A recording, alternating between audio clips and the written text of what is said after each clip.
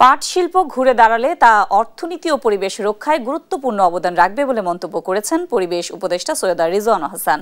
সোমবার রাজধানীর একটি হোটেলে পাটের প্রদর্শনীর উদ্বোধন অনুষ্ঠানে তিনি এসব মন্তব্য করেন। এ সময় বিশেষ অতিথির বক্তব্যে বস্ত্র ও পাট মন্ত্রণালয়ের উপদেষ্টা শেখ বশির উদ্দিন বলেন, পাটের নান্দনিক সৌন্দর্য বিকাশে ও আন্তর্জাতিক বাজারে আকর্ষণীয় পণ্য হিসেবে তুলে ধরতে উদ্যোক্তাদের এগিয়ে আসতে হবে।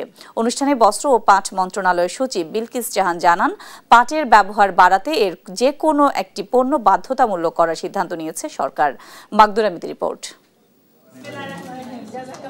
পাটকে কারুশিল্প, সাংস্কৃতিক ঐতিহ্য এবং পর্যটন সম্ভাবনার মাধ্যমে টেকসই ও সৃজনশীল ভবিষ্যৎ গঠনের লক্ষ্যে দ্য সোল অব জুটের প্রদর্শনীর উদ্বোধন অনুষ্ঠানে প্রধান অতিথি হিসেবে ছিলেন পরিবেশ উপদেষ্টা সৈয়দা রিজওয়ানা হাসান এবং বিশেষ অতিথি হিসেবে ছিলেন বস্ত্র ও পাট মন্ত্রণালয়ের উপদেষ্টা শেখ বশির উদ্দিন সহ বস্ত্র ও পাট মন্ত্রণালয়ের সচিব বিলকিস জাহান রিমি।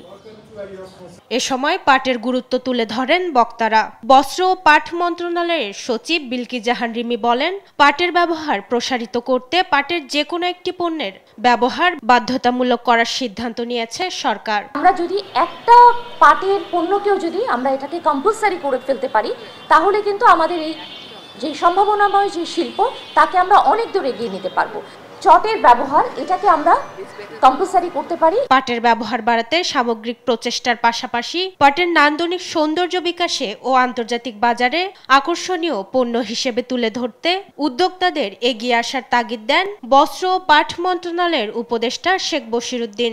পাট একটা যেমন এটা একটা র্যাপিং ম্যাটেরিয়াল, এটা একটা packaging material, at the same time এর যে নান্দনিক সৌন্দর্য তৈরি করা যেতে পারে ডিজাইন ইনোভেশনের মাধ্যমে এবং আন্তর্জাতিক বাজারে যে এর একটা অতি মূল্যবান পণ্য হিসাবে যে এটাকে উপস্থাপন করা যেতে পারে, সেই ক্ষেত্রে উদ্যোক্তাদের অ্যাপ্রোপ্রিয়েট বিজনেস মডেল নিয়ে এবং উদ্যম নিয়ে এগিয়ে আসতে হবে।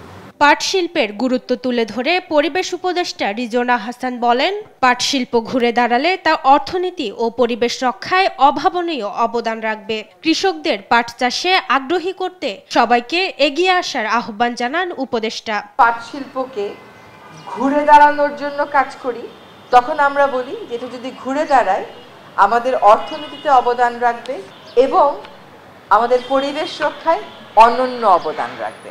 মানুষকে যদি আপনি পাট চাষে উদ্বুদ্ধ করতে না পারেন, আপনি এই পণ্য প্রস্তুত করার কিন্তু কাঁচামালটা পাবেন না।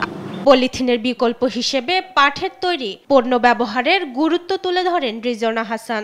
এই পলিথিন শপিং ব্যাগের বিরুদ্ধে যে অবস্থান, এই অবস্থানটা কিন্তু কেবল আইনগত না, এটা একটা জাতীয় অবস্থান হতে হবে। মাকদুরামিতি, দেশ টিভি, ঢাকা।